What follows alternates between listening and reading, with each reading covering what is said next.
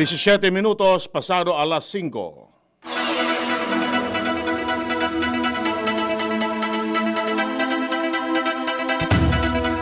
Maray na hapon mga tugang o yapon mga barata ngunyan para sa agadigdi sa Radyo DZGB. Sinabi kan sarong eksperto na dapat planuhon ang holiday shopping para sa panahon ng Pasko. Sinabi ni Dr. Eileen Espina na dapat sunodon kung nasa luwas ka narong na perming magamit ng face mask o kaya face shield. Sarong metro ang distansya sa lambang saro, kay puan magkaiguan ng maray na ventilasyon sa lugar, asin makipag-uron sa iba sa laugsanan ng 30 minutos. Idinugang pa man niya na kung mamamakal, dapat may listahan na kan mga babakalon asin perming magdara ng alcohol o sanitizer matapos magbayad.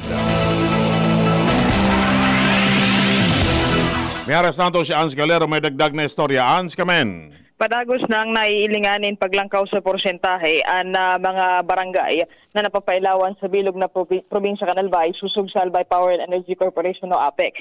Sa pinakahuring Bareta o kaya of informasyon na ipinaabot sa DZGB News ni APEC o Corporate Communications Officer Leslie Capos, sayang sinabi na sa ngunya na aldaw nini, nakaabot na sinda sa 65.73% ni mga barangay na fully energized o na-energized sa bilog na probinsya Canalbay. Tulo pa sanaan na mga banwaan na mantinidong nasa 100% na o kaya na kompleto na ang energization particular na ang banwaan inma nito naragaasin syudad ken Legazpi. Mantang sa tercer distrito Canalbay, nag-aabot pa sa nasa 65.77% ang sendang napapailawan. Sa segundo distrito, 95.89%, mantang sa primer distrito Canalbay, nag-aabot pa sa nasa 32.32%.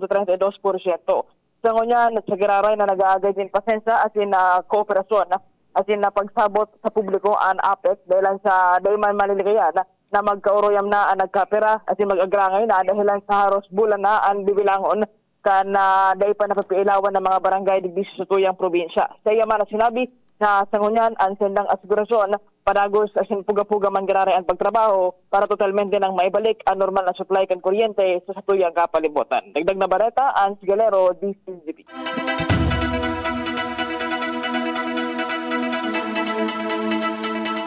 Sinabi ni Vaccine Czar Carlito Galvez na ang gobyerno sa ngunyan naghahanap na ng paagi kung paano makakabakalman ang mga local government units ng mga bakuna kontra sa COVID-19. Sa sinabi ng LGU bilang parte man kan gobyerno kung kaya sinda nagkakaiguan ng paagi kung paano matutugutan ang mga LGU na makabakalman kan sindang kinakaipuan na bulong o bakuna. Sinabi niya na ang mga alkalde interesado man na magtabang asin gusto man kan mga ini na mabawasan ang pasano na problema kan gobyerno. May arestando si Luwens Barcena, may dagdag na istorya. Luwens, kamen. Na talaga na obserbaran ang minimum health protocols na pinagpapautob kan gobyerno digdi sa Legazpi City Boulevard. Ini pakalihis na manuparangka na DZGB nyo sa paglibot-libot kung digdi sa Puro, sa digdi sa Maynaba area, napugnain sa mga nagjajaraging, pati sa mga niraon na nagmimiron, dahil na nagsusurukot ng face mask at hindi na mag-observar ng physical distancing.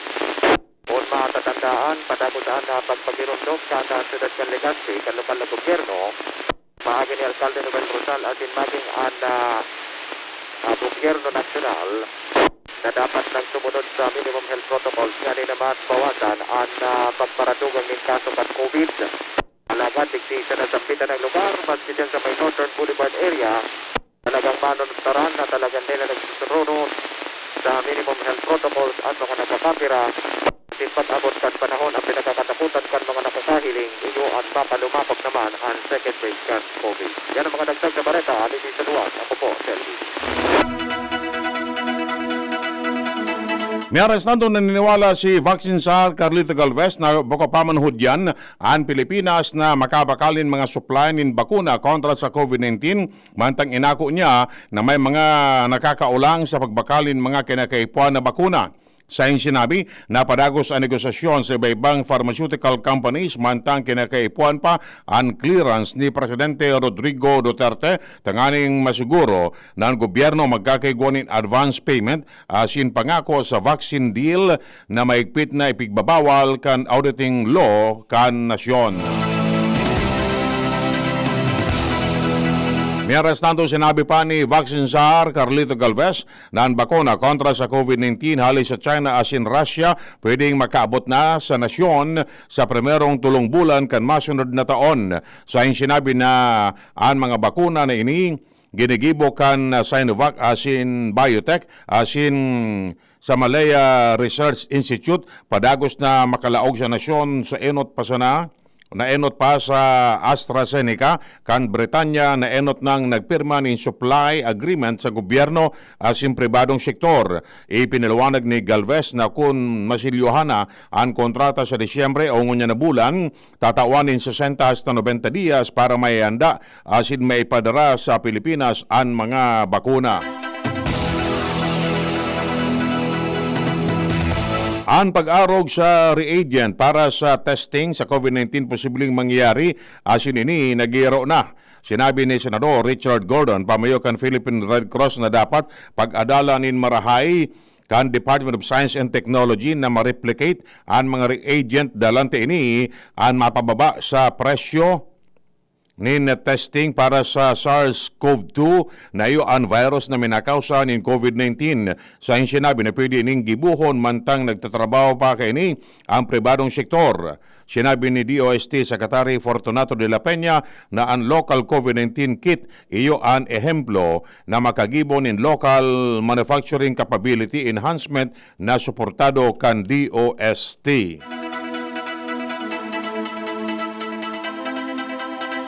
Suportado kan UP Octa Research Group ang pagkakaigwan in face-to-face classes sa mga lugar na hababa na ang kaso ng COVID-19. Sinabi ni Octa Research Fellow Professor Guido David na siya pabor sa elementary level dalantaan mga aki mas sa babaan peligro na sa ulakit asin inibase sa siyensya. Sayang sinabi na base sa World Health Organization, ang mga aki bako madaling maulakitan ng COVID-19, mantang ang mas dakula ang tsansa na ulakit sa high school kaysa sa elementarya. Sinabi ni Vaccine Czar Carlito Galvez na mas maray na magkaigwa naman in face-to-face classes sa koleyo dalang taaram na kan mga estudyante ang safety protocol as in minimum health standards. Pig-asikaso na kan Commission on Higher Education ang preparasyon kan mga universidad para sa limitadong in-campus learning partikular na sa mga kursong difícil maituro sa paagi nin online. Tinaon ni linaw ni CHED Chair Prospero de Vera na ang pagkakaigwa nin face-to-face classes bako man obligado sa higher education institution. Sa sinabi na pwedeng magpuon sa mga health-related program, sharing sa medicine, nursing, physical therapy, dalantaan mga ini, di man pwedeng maging matibay na doktor o nurse, kundi iman na talaga maduman sa ospital. Dinugang pa man niya na mapalos panin approval sa limited face-to-face classes sa tertiary level an interagency task force for the management of emerging infectious disease. Nag-insister si House Secretary General Mark Leandro Mendoza na daiman in outbreak sa Kamara de Representantes maski matapos kang ginibo nindang mass testing na nagresulta sa 98 mga empleyado at miyembro sininda ang positibo sa COVID-19. Sa sinabi na ang 98 katao minakompeso sana ng 5% kan total na personang sakop kan mass testing. Sinabi niya na dahil mga pwedeng apodon na outbreak dalanta makatakot man kung naapodon na may COVID-19 outbreak. Sa ibong lado, pinaimotika ni Mendoza na naulakit kan virus nangyari sa mga miyembro as inimpleyado kan Kamara sa magsasabi na ang mga ini nakuha sa community transmission.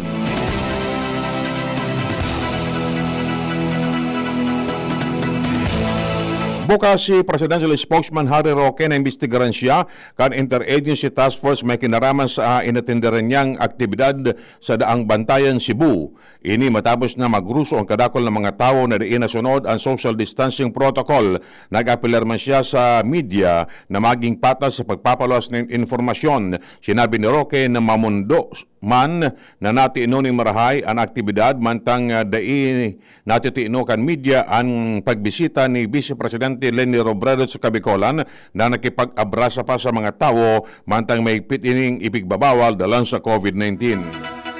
Yan mga tugang ang detalles kay mga Bareta ngunyan na pagkahapon. Sa pag-arakan mga pag-ariba, Manny Tutanya, Solado Technical, si Herman Marcian Madrid sa IT. Ako po si Edwin Peralta nagsasabing mabalas kung sinong pagantabay.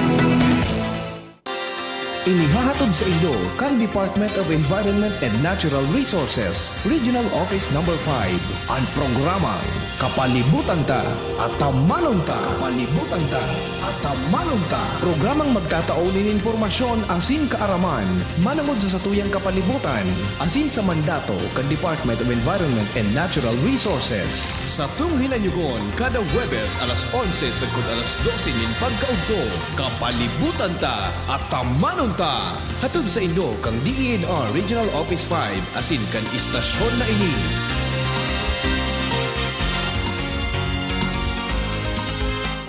Wow! Ikaw ba yan, Jen? Ako to. Ikaw ba yan, Kim? Ako to. Bes, ikaw ba yan? Ako to. Sila nga yan. Pumuti at kuminis lang. Ang sikreto? Akoto Kojic Acid Soap with Collagen. Angat sa iba. Dahil dito, pinaghalo ang Kojic Acid at Collagen para ang kutis mo noon mas maganda, maputi at makinis.